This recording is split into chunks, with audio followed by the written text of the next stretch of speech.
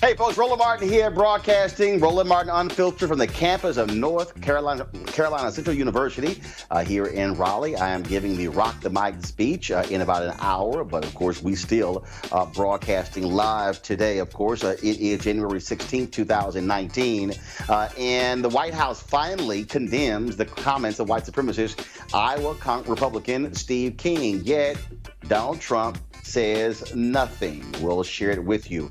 Also, continuing controversy with the third anniversary of the Women's March. The Democratic National Committee, they pulled out as a sponsor of the march along with the NAACP. It was all because of the co-leaders of the Women's March. Of course, critics say they refused to denounce Minister Louis Farrakhan. We will explain to you all of the details with this continuing controversy.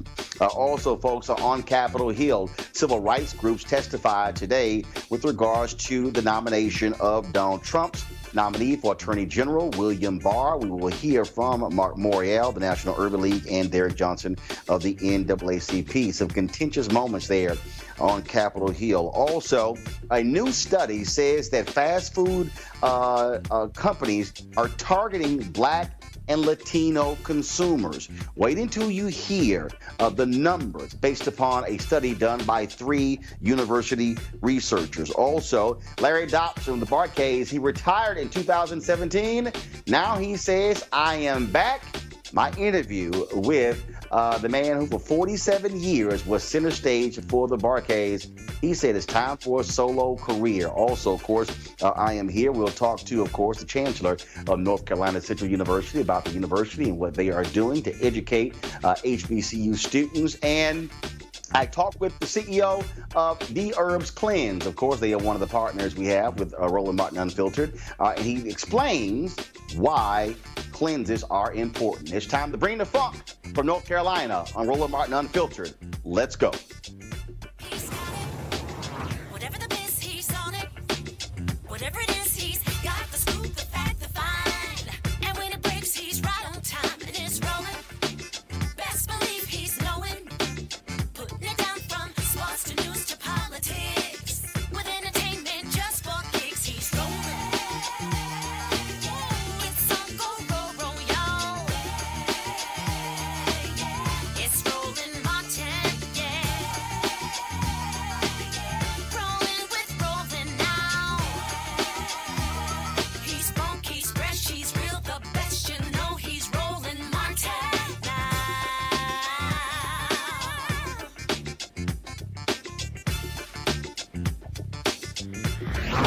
Martin.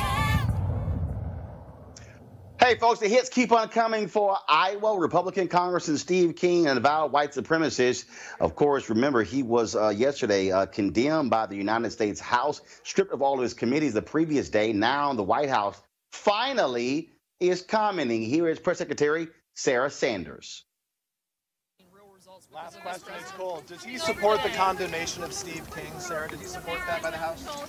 Steve King's comments were abhorrent, and the Republican leadership, unlike Democrats, have actually taken action when their members have said outrageous and inappropriate things. I hope that Democrat leadership will follow the very strong and rightful leadership that the Republicans have done over this. Does the president still believe it?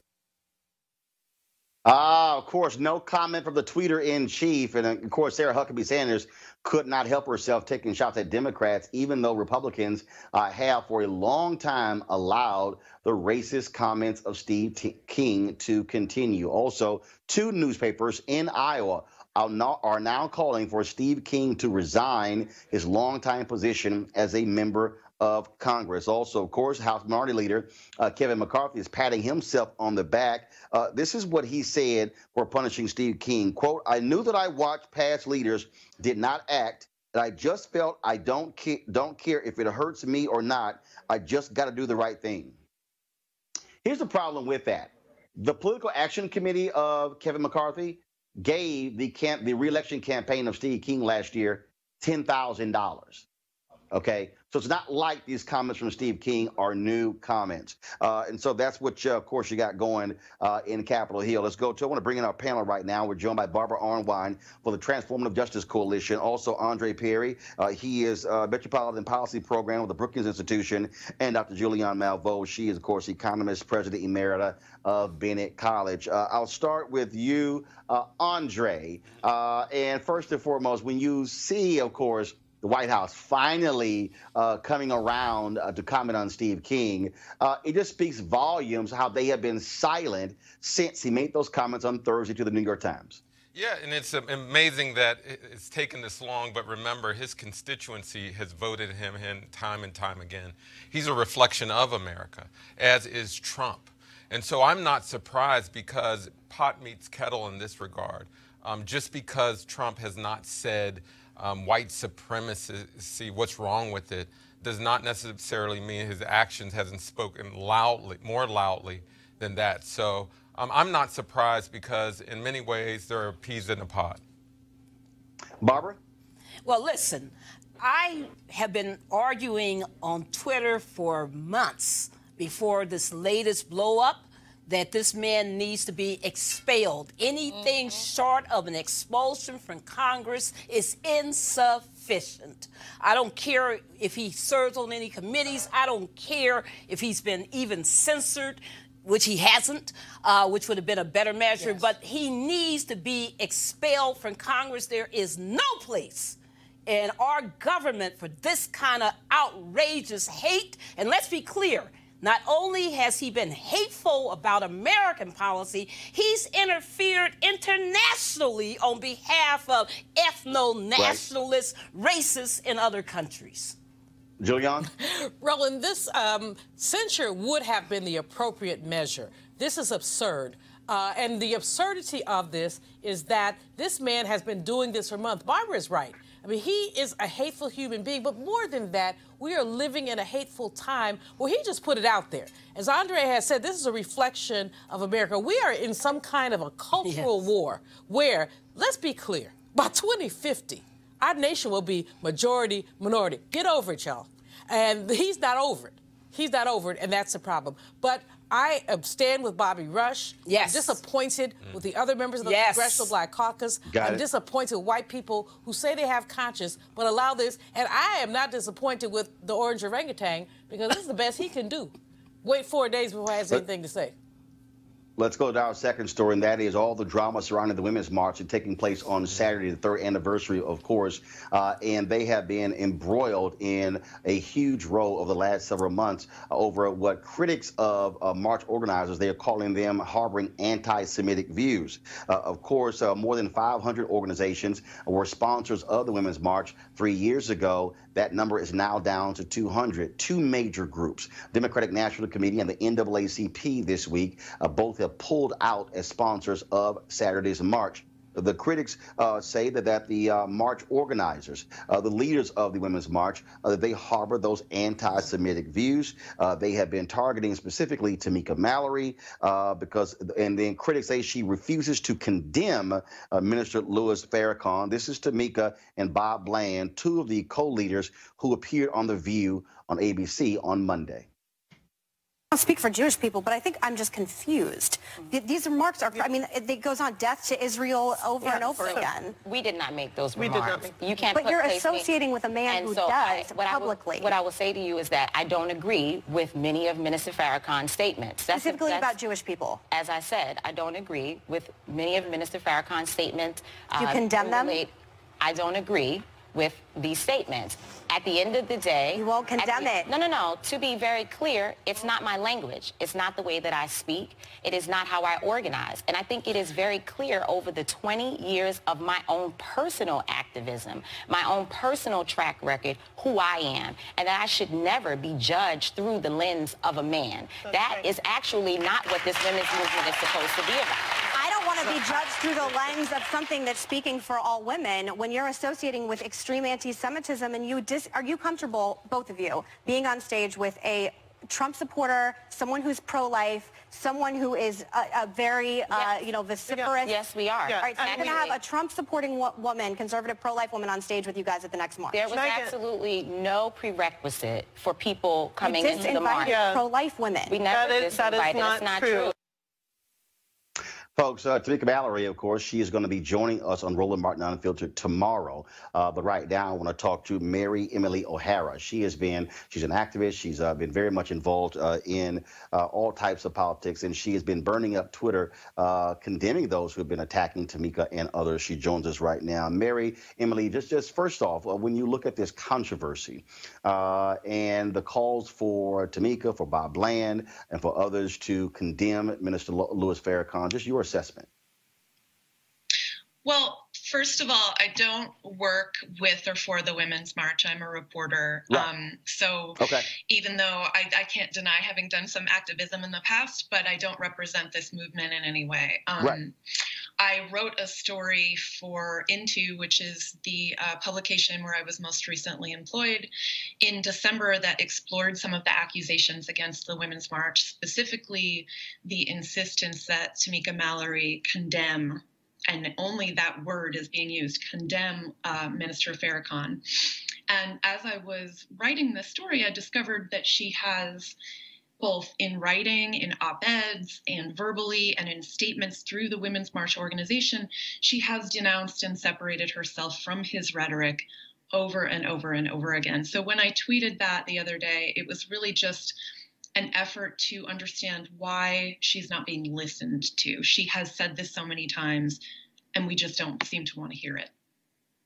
And of course, it was the organization Tablet, another media outlet that put out this story that many people have been referring to, saying that various folks, women in the movement who are Jewish, were attacked in conversation by Tamika and others. They have denied that came up on The View as well. And you've seen this back and forth, and clearly it has been it has had a negative role here with a number of organizations who literally are dropping out as sponsors, as well as other individuals who are saying, let's start separate entities, because they have even called for Tamika, Carmen Perez, Lena Sarsour, and Bob Bland to all resign.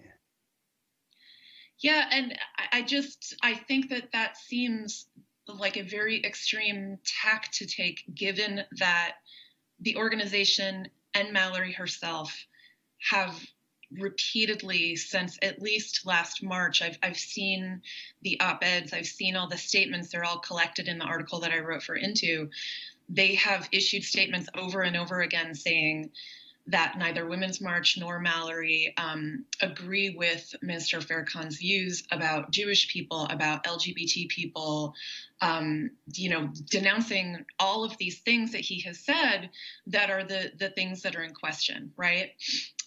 So at this point, I am just starting to wonder why we can't just accept that. It has been said over and over and over again. And it's starting to get a little bit weird. You earlier you talked about the focus on the word condemn. And that's what Meghan McCain kept wanting her to say. You think, and I remember during the 2008 presidential election, when Louis Farrakhan, on his own, endorsed then Senator Barack Obama. And in one of those debates, I believe it was Tim Russert and Brian Williams, and they wanted, and it was like, do you reject the endorsement? Do you condemn Minister Farrakhan? Do you think that critics want to hear her publicly say, I condemn Minister Louis Farrakhan? Do you think that's what the issue is?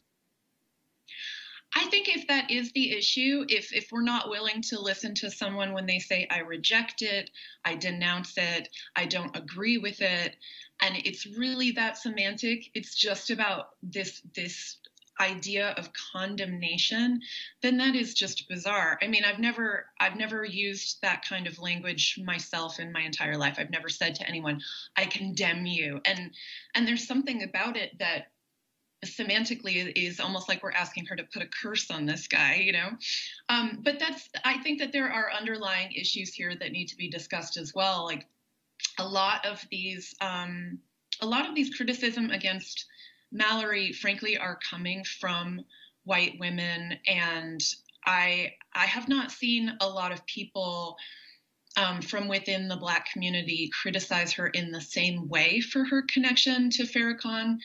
And I think that there is a point at which white people should take a step back and ask ourselves, what do we really know about Louis Farrakhan's role in the African-American community?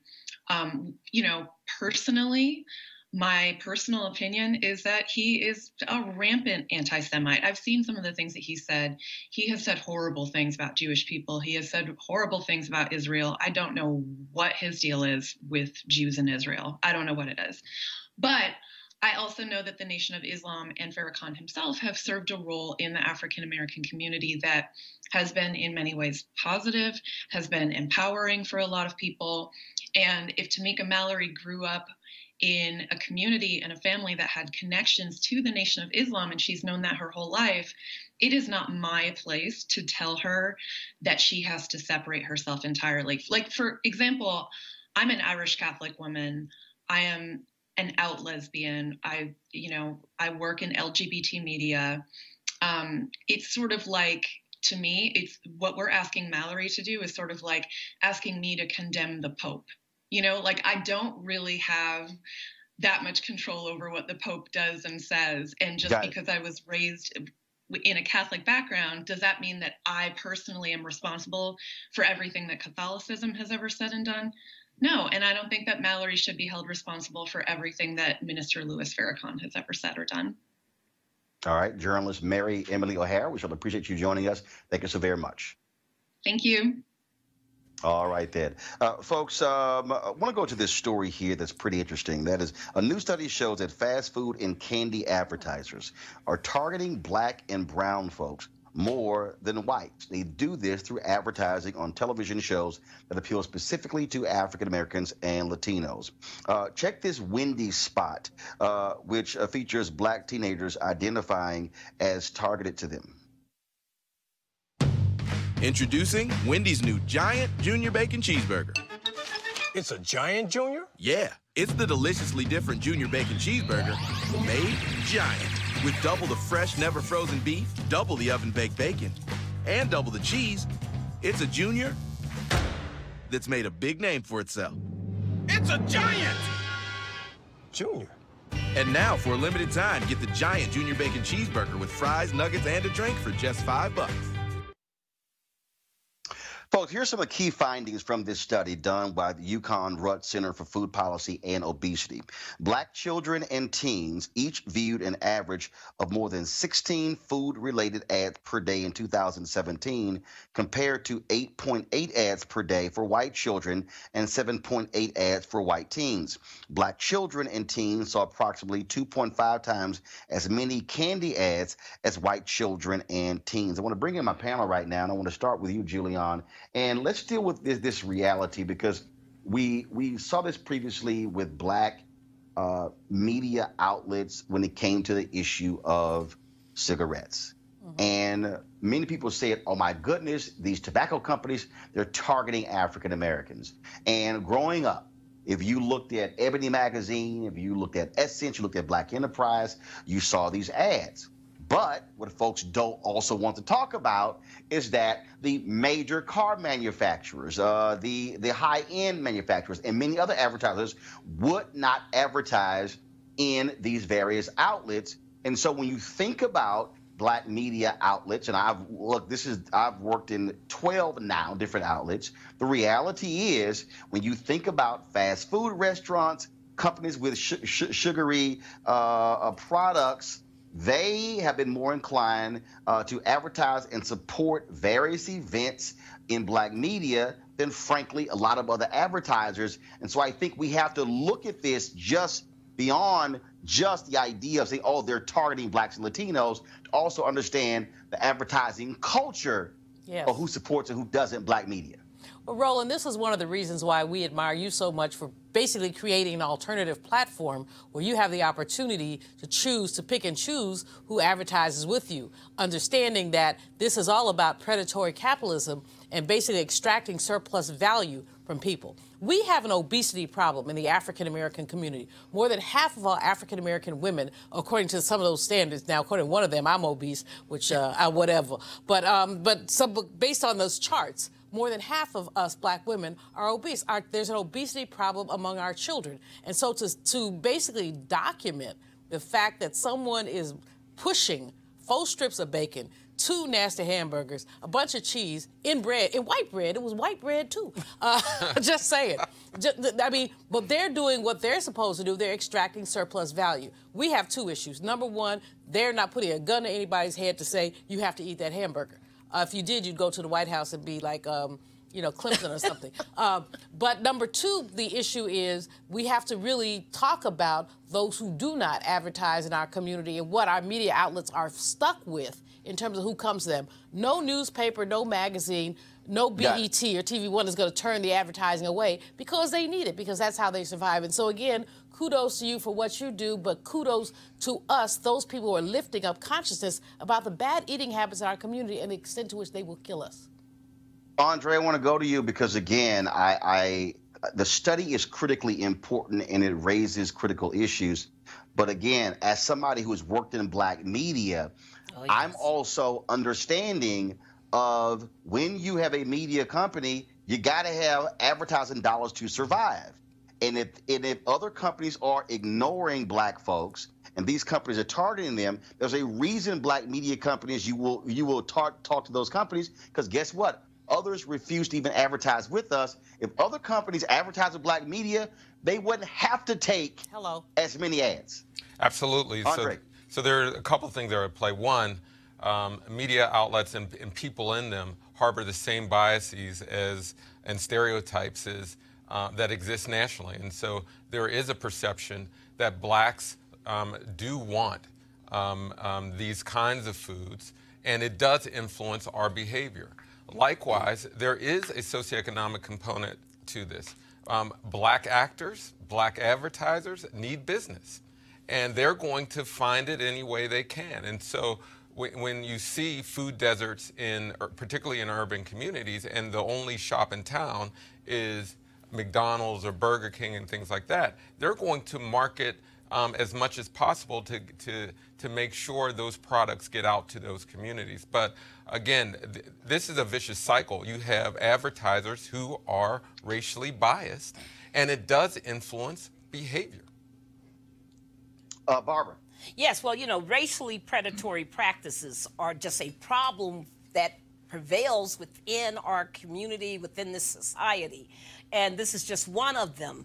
I want to point out that there was a study, I don't know if people saw it, that came out, in the last month that showed that more people are buying food from dollar stores than the whole sales market for Whole Foods. That just tells you. Dollar stores are in our communities, Barbara, and Whole Foods isn't. Right, and it means also that if you're buying from dollar stores, there's no fruit, no fresh vegetables. That means, certain levels of healthy eating is not available. I do think this is a challenge to our community, that ultimately we have to start preaching, start teaching, start advocating for much more wholesome eating. And I do that in my house. I mean, I have to talk to people in my own household. I'm like, SpaghettiOs? What is that? Come on, let's cook some real food. So, you have to really work on this, and I think it's a real problem. These targeting, though, of African-American youth and our children, because what you eat is what you think, is how you live. None of that makes sense. So it's urgent that we, not only engage these companies in changing what they're doing, but also that we also look for other ways of organizing to make our communities more healthy. And that's why we want to, again, expand the conversation. First of all, folks, thanks a lot. Folks, again, I'm here in North Carolina Central speaking at the Rock the Mic conversation. Of course, looking forward to talk with their students a little bit later. Joining us right now is the Chancellor, Joseph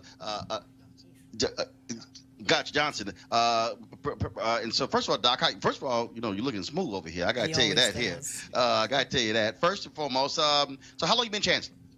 Well, it's been about 3 years now. Right. I was interim, and then, of course, altogether about 3 years. What we have seen, of course, and we cover these stories all the time in terms of what is happening with HBCUs, the impact when it comes to students with enrollment. How are you faring after all the trauma, let's just be honest, HBCUs went through when it came to the change in the financial aid under the Obama administration? Well, thank you so much, Mr. Martin. It's a pleasure to have you on our campus, by the way, and I've been a long-time fan of yours. Tom John and all of that. In fact, I've seen you guys in post, long ago. So again, we thank you. It's always been a challenge, particularly for HBCUs. As you know, a large percentage of our students are always on Pell Grant. That's known. And usually, most of them are first-generation students. And so we rely heavily on Pell and other federal sources of money. So whenever these things are challenged, we are challenged. Here at NCCU, we've been very fortunate. We consider ourselves a premier HBCU because of our brand. We do attract students. For the last 3 years, we have been growing. Right now, our enrollment stands about 8,200 plus students. And last year, our graduate program grew by 10%. And as you know, we have a premier law school. And then, of course, we also have 2 major research centers on our campus. Biopharmaceutical Research Institute, right, where we do drug discovery, And then we have the Biomedical Biosciences Research Institute on our campus where we do cancer research. So we are a major institution and we've been drawing students. We have not experienced, a decline in enrollment, but we can always use additional funding. So we are pleased to have the extension of the 2-year extension for summer Pell. That's been very helpful to us, but that needs to be on an ongoing basis. We had a bit of a slight challenge with Title III. We are thankful for all of those who rally around our institutions and got that money approved. We got an increase in it. We hope that will continue. A lot of our schools rely on Title III funding. So there are other sources of fund that we need to make sure that federal funds that we need to make sure that we continue to receive because of the high level of need for our students. And we're also seeing, of course, we're seeing folks understand, many HBCUs, that, look, the competition for students is also fierce.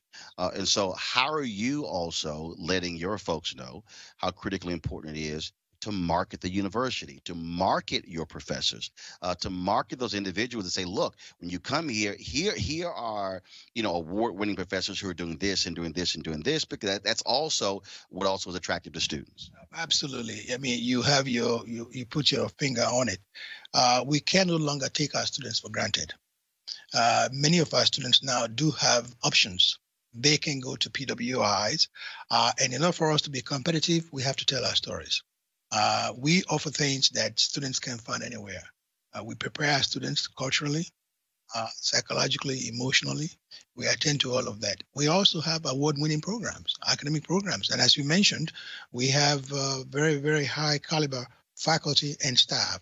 So our institutions are increasingly spending money on marketing and communications. And we have a special budget for that here. You will see us on billboards as you travel 40 and 85.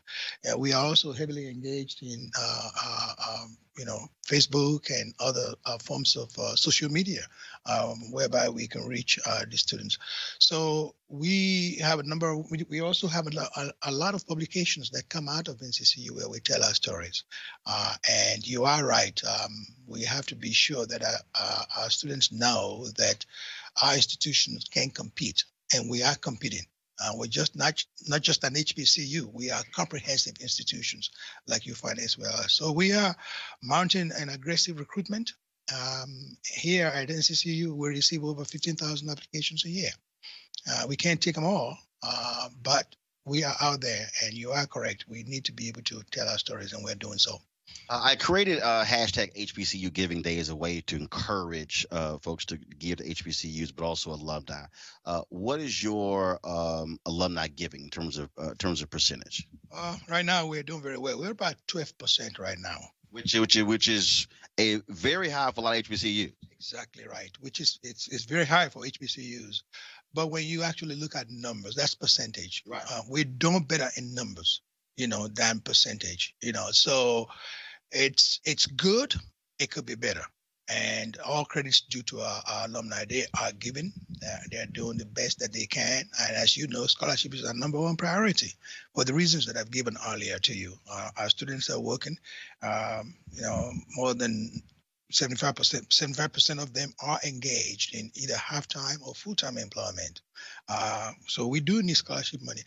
The other types of needs that we have that we don't talk about enough is infrastructure needs. Because most of our campuses are aging. And for instance, here, we were established in 1910. We're 100 plus years. Many of the buildings on our campuses are old, and they do require repair and renovations. And so we need to set money aside to be sure that we can keep conducive facilities that are decent, that provide an atmosphere for learning for our students. So yes, we need scholarship, and we thank you for establishing, that initiative for us. We can do more. And we talk to our alumni, and they're doing well, but we can do better in those areas. Well, that was one of the reasons why, again, when, I've spoken a lot of HBCU campuses, and I've done my shows from there because, one, it's free publicity. And, again, for people who don't know the story. And so I'm so certainly glad to be here. Looking forward to chatting with the students tonight, and certainly good luck in all that you're doing here. Well, we appreciate you coming here. We thank you for coming to visit with our students. They are waiting for you. They're excited to see you. And we know that you will motivate and challenge them. All right. Well, I certainly appreciate it, Doc. Thank you so very much.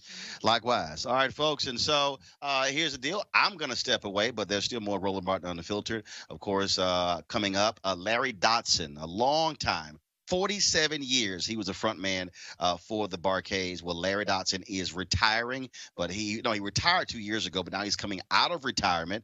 And so you're going to hear my interview with him, and also the CEO of Dherbs, one of our partners, of course, the leading cleanse in the country. You're going to hear from Dr. A.D. Dolphin explain exactly why that cleanse is important and what it also does for us physically when it comes to our health. We're just having a conversation about all that fast food. It flushes all that stuff out of your system. And so that's it for me, broadcasting here from North Carolina Central. I'm going to try to set up my stuff a little bit later to live stream my speech tonight for the Rock the Mic series. And let me first of all thank Barbara Onwine, Andre, as well as Julian for being on our panel. I hate that it was shorter than we normally do. But again, I literally got to hit the stage in about 20 minutes. And so, again, coming up next, the Roland Martin Unfiltered, Larry Dodson and the CEO of Dherbs, Black CEO, owner, running the show. And also, they are one of our partners, one of our advertisers. Another reasons why we created this platform to also promote Black-owned businesses, Black colleges and Black-owned businesses. I'm Roland Martin, and you're watching Roland Martin Unfiltered.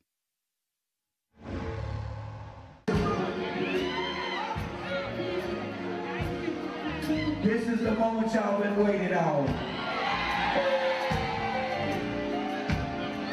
As y'all know, I am retiring.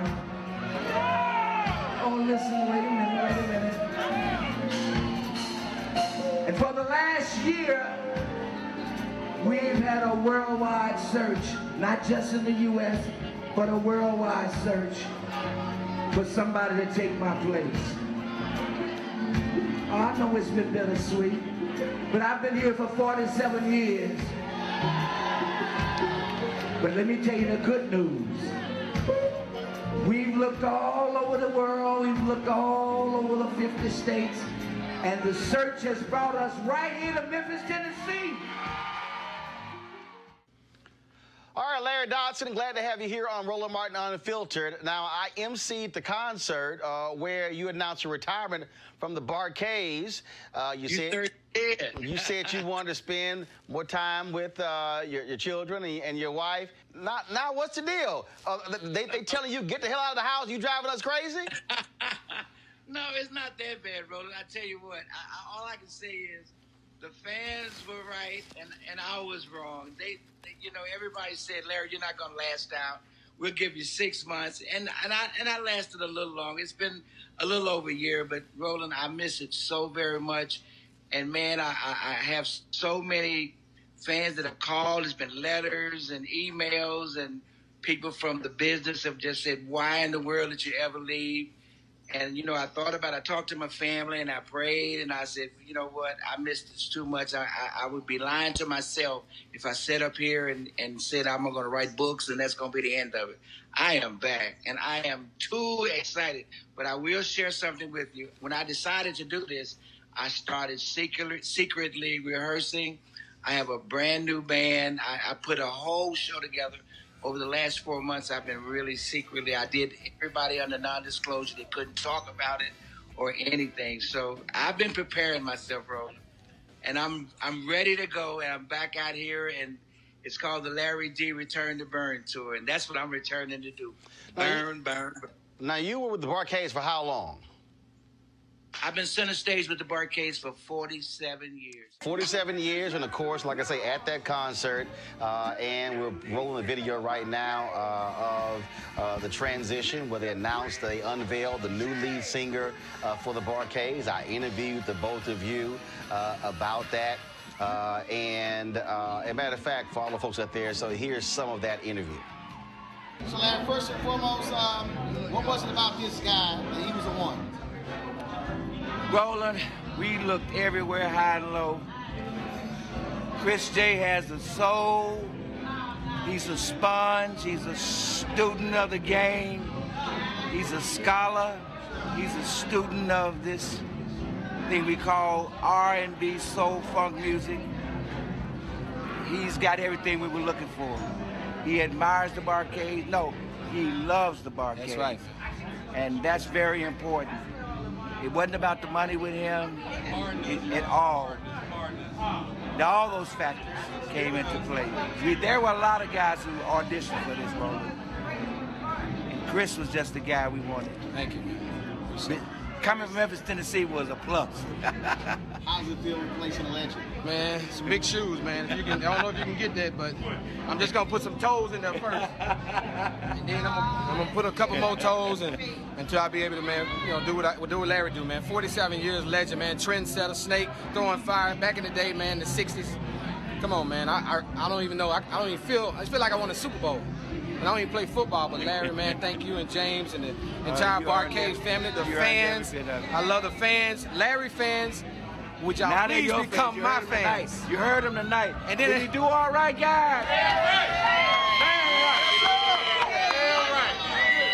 You made a good choice, Bob. I want the millennials. I want the millennials to know that music, funk music, is still alive. There you go. There you go. All the rap and all that stuff, you still can have funk music and have fun. So millennials, y'all come with us, man. We're gonna take y'all there. I'm telling you. New music is coming out on this kid. New music coming out on first quarter. New music on the Barcades. New sound, Barcades Reloaded. All right. So Larry, so obviously the Barcades continues with their new lead singer. Absolutely. Had you told any of them that, hey, you know what, I'm coming back on the road? Nobody knew. Nobody. I said that January 1st I was going to release it through my PR firm. I was going to make a press release and that everybody knew at the same time. Nobody has known anything about this. The Barcades. I talked to James about 2 weeks ago, and that was the first that he actually knew anything about it. And he blessed me. He said, Larry, I'm so proud of you. And we talked about it, and he was surprised, but James and I have been together. You got to understand, this is something that's deeper than the stage or anything. He totally got it, you know, and we took a long time to find somebody when I decided to retire to take my place. So the Barcades are in good hands. In case people are wondering, well, why didn't you go back to the Barcades? The Barcades are in good hands. James and I own that band and the whole business part of it. But it's in good hands. This is something that I want to do. And I really don't owe anybody any explanations for it. You know, I've given the Barcades 2/3 of my life. Right. You know, and as probably as Lionel did when he left, and Jeffrey did when he left, and Sugarfoot did when he left, rest his soul. It's a decision that a guy makes and says, you know what, I want to see what's out there for me on my own.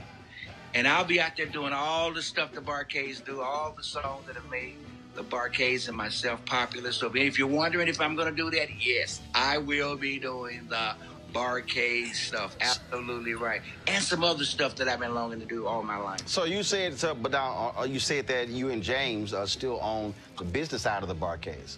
And so while that's going, I mean, you still, I mean, that is a business thing. But explain to people, what is it about that stage that is so alluring and that brought you back?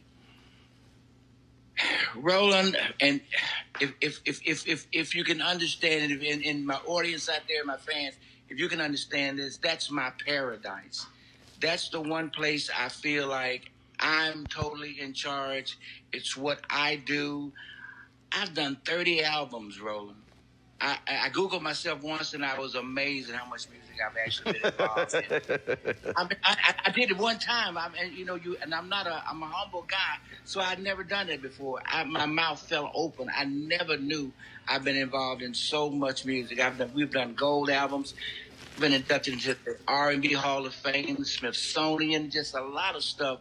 But while you're doing it, you don't think about that. But I miss it so very much, much more than I thought I would. And I said, you know what? Rick James gone, Sugarfoot's gone, George says he's going to retire, Prince is gone. Somebody's got to stay out there funking, man. I got to go back. I got to funk, and that's what it's on me. That's what's in me. That's what's on me. And people miss it. They let me know they missed it. So I remember we were on the Tom Joyner cruise, and we're playing that video right now as well when they brought a cake out, and when you talked about your retirement, and Frankie Beverly, he came out there as well, and Frankie said, "Look, hold up, now I ain't retiring." Okay, you retiring? Am I retiring? No. Larry Dodson gonna retire? No. It makes no sense. But I'm gonna go along with it. And so it's funny that as you talk about, you know, coming back, and when you think about Frankie being 72, 73, Eddie Levert being 78 years old, I think Eddie will be 79 in June. When you think about these other artists, I mean, the reality is, I think for the public, folks don't realize that, you know, if you've been singing since you were a kid, I mean, you're talking about, look, that is your whole life. And the reality is, as long as you can still get up, as long as you can still do it. I mean, I think about B.B. King. You know, when he passed away, he had left the stage only 2 or 3 months earlier before he passed away. And we often see that when musicians, that they still just keep going until God calls them home. You better know it, man. And you know what, Ron, you know what, I tell you something that was very encouraging. Charlie Wilson called me, and I hadn't told him. Charlie and I are real good friends. Mm-hmm. Charlie called me, and I said, and I called him C. I said, C, can you keep a secret? He said, yeah, what's up? I said, I'm going back on stage. He said, what? But he told me, and we talked about an hour. He said, if anybody can do it, he said, but Larry, it's going to be tough.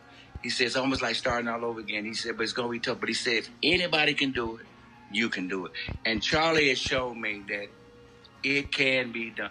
Yep. It can be done. A lot of hard work. And Charlie is a true and living example of somebody who's been through the muck and the mire, and God has truly, truly blessed him. And ain't nothing wrong with me, man. I didn't have anything wrong. I wasn't mad with James, wasn't mad with the band. I don't have any heart ailments, no health ailments.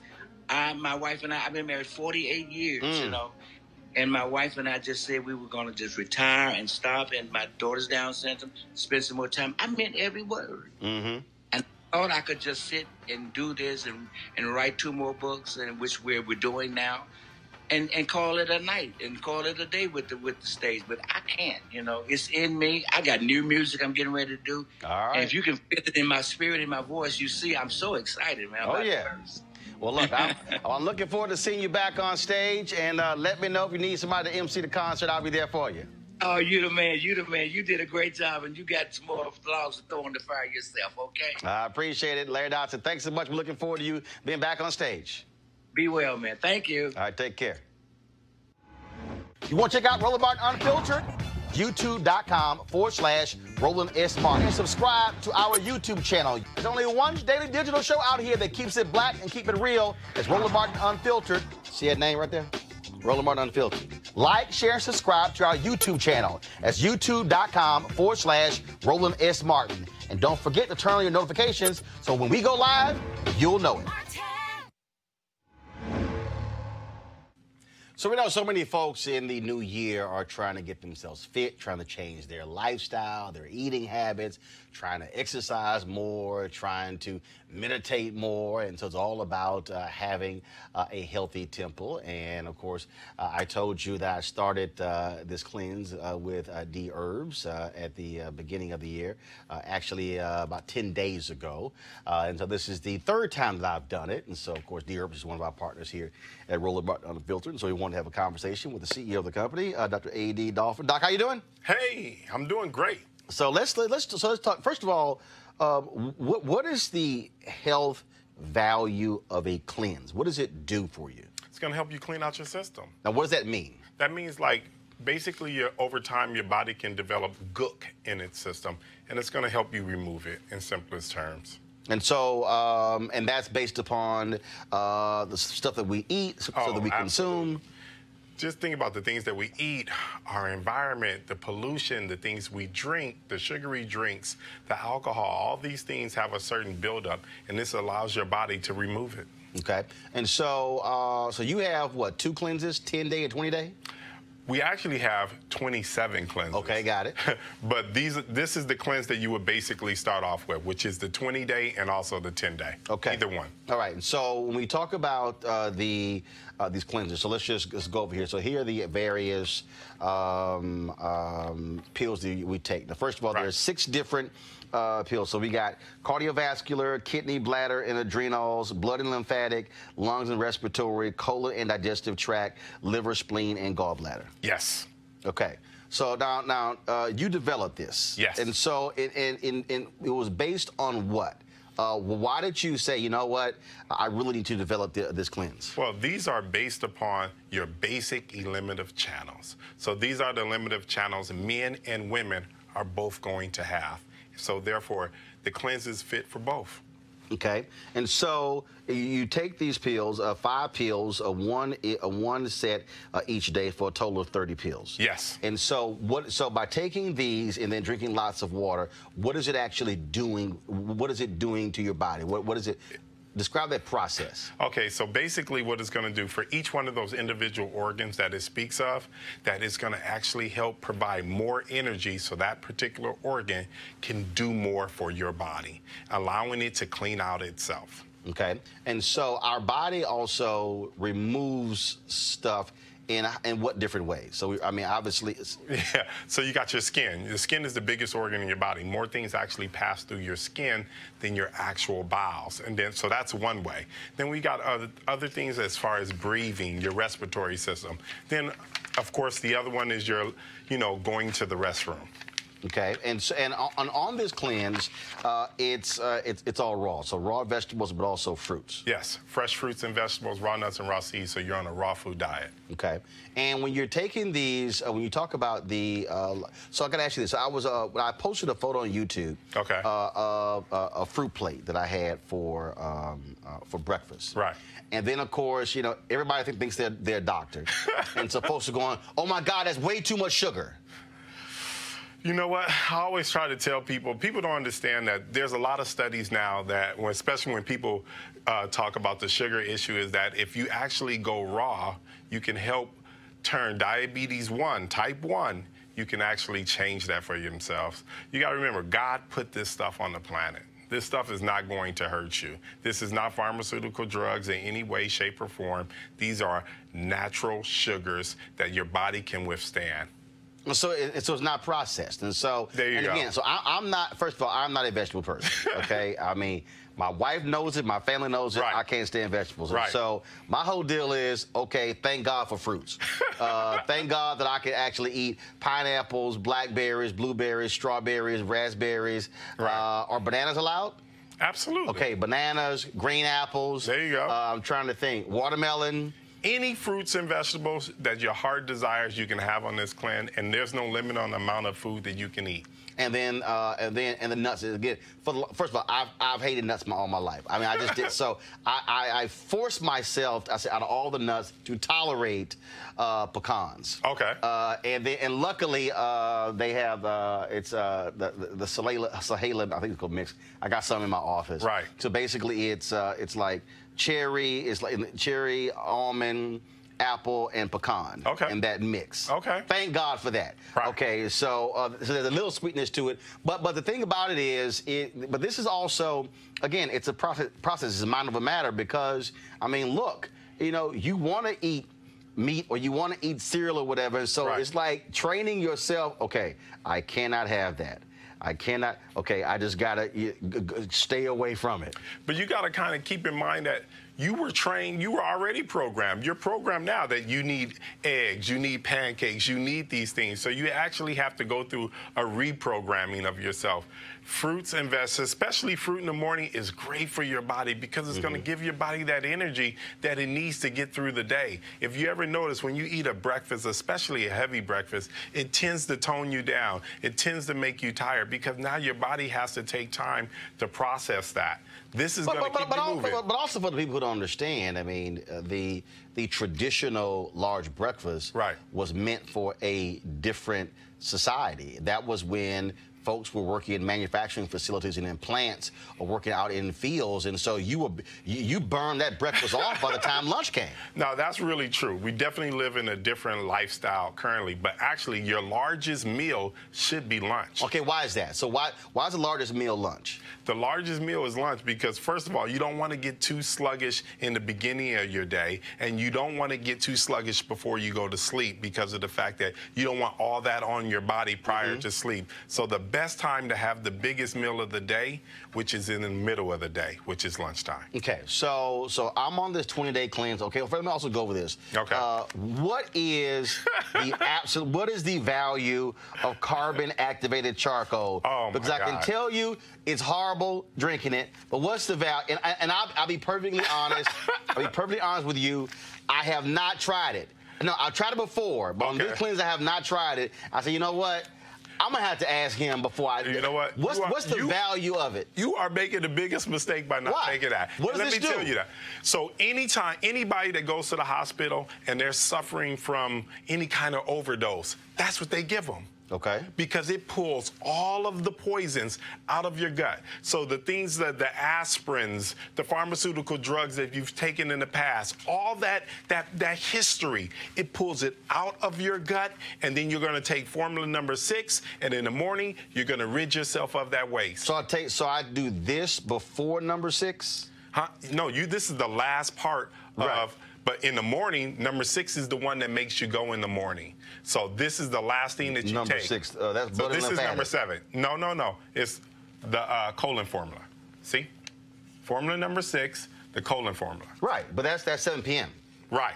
But then you're going to take this prior to going to sleep. No, I got it. So what you're saying is you're taking the formula number 6 before, and then you're going to take this, but when you wake up in the morning, it's going to flush it all out. There you go, the colon digestive tract. Got it. Because I was sitting there going, it's just black. It's black, but it doesn't have a flavor at all. Right. It's a little grainy, but that's it. Okay, no flavor. The only thing that I would suggest, okay, this is just y'all, as a consumer from packaging, the only other problem is that once you open this, the problem is it gets all over the place. It does. It can. So if you're not aware of the situation. So I'm glad you're exposing this to people because that's one of the products that you got to treat with a little bit of care. You got to just take your time, open it, set it to the side. Okay, so here's the question. Okay, so I have enough here. Go through the 20-day cleanse. Right. I have not used it yet. Okay, so let's say when the 20-day cleanse is over. Okay, can I still keep doing this? Absolutely. In Africa, you know what they do with activated charcoal? It's a natural teeth whitener. So you can actually brush it on your teeth. I know it's black, but it's actually going to clean your teeth. What? So you can put, are you saying? Put a little toothpaste on it, you dip it inside, you brush your teeth with it, it's going to help whiten your teeth. And along with that process, we already know it's going to pull the poisons out of your gut. So before this, what were you doing? Before this, what I was doing? On the medical side. On the medical side, nothing. I wasn't doing anything on the medical side. I ran several businesses my whole entire life. So I had a real estate company. I had a training business that taught kids how to play basketball. I've had probably every business under the sun. So where did this come from? Where did this come from? I actually met an herbalist that I really liked. And, you know, I began gaining weight when I was, after I stopped playing basketball. I used to play professional basketball in Australia. And I gained weight, and I did the cleanse, and it changed me. It really did. It had a profound effect on me. And then I started doing everyone's cleanse. And then I noticed that I had such a wonderful experience. Felt like all of them had something missing. So I needed to add. I felt like I could put together a cleanse. So therefore, I hired an herbal team. And I found an herbalist that I really, really liked. And we began to put together this product. And this product has been in existence for the last 15 years. And we're the #1 selling cleanse on the planet. I have, so on it now 10 days, so I've lost about 12 pounds. And so in your brochure, you say folks lose anywhere from 10 to 30 pounds. Right, depending on the condition of your body. So if you're already in amazing shape, then you're not going to have that same experience. But if you're the average American, 70% of the average Americans are obese. So they are going to lose between 10 to 30 pounds for sure. Okay, and so once you go through the cleanse, you're done. Right. You're done.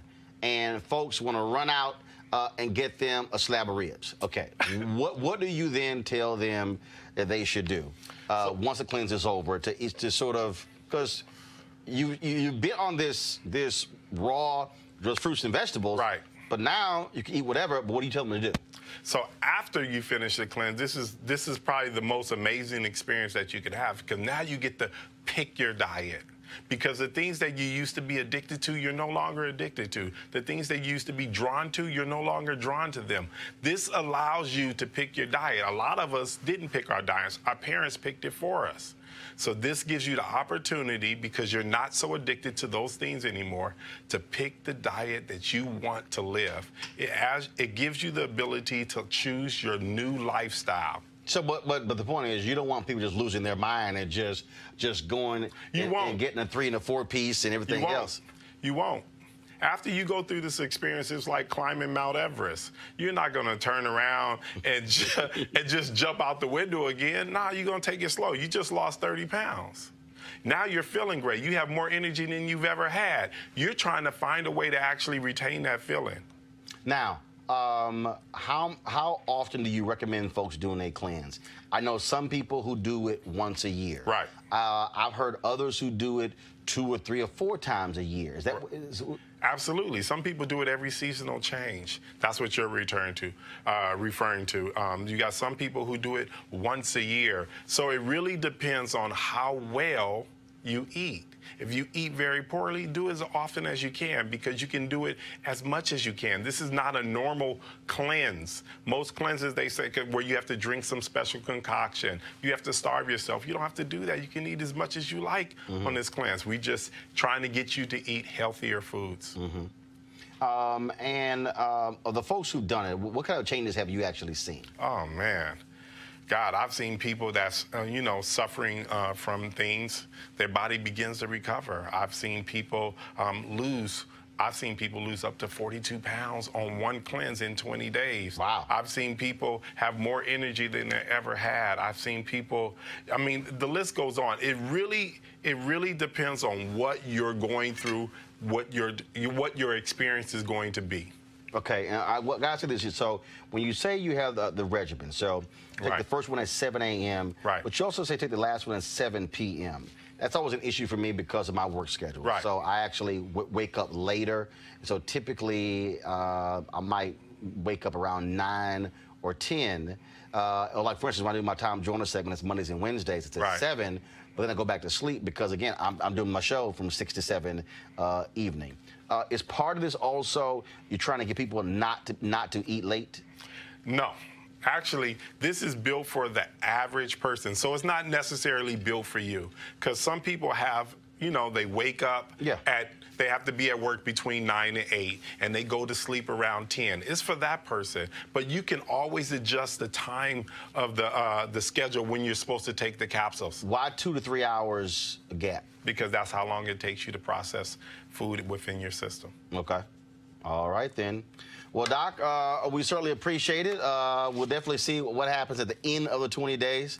It has been quite interesting, all the fruits. And but I will say this here: Thank goodness for fruit smoothies where I can actually take that spinach organic mix of green stuff that I normally would not eat and at least put it in a blender and put it with some fruit, and I can actually drink it. There you go. So J.J. Smith and her green smoothie, she actually got me started on that, because before I'm like, I'm not doing this. But Doc, we appreciate it. Thanks a lot. Absolutely. All right. Have a good one.